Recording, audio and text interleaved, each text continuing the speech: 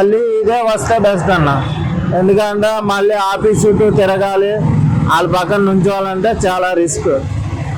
First 200 ఇచ్చినప్పుడే దేకరకొండ వెళ్ళి municipal office దేకరకొండ వెళ్ళి తీసుకునేవాళ్ళం. ఇప్పుడు వాలంటీర్లు గుమ్మం దగ్గరికి వచ్చి ఎత్తున్నారు.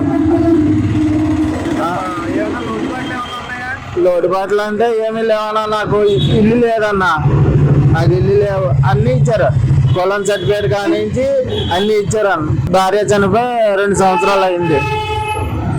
ఇంకా మేము అక్కడ రెంట్ కట్టుకోలేక ఏనా ఇల్లు ఇస్తారేమో చిన్న ఆశతో ఎదురు చూస్తున్నాం.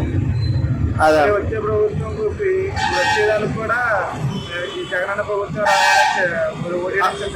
మళ్ళీ జగనన్న వస్తేనే బెస్ట్ అన్న.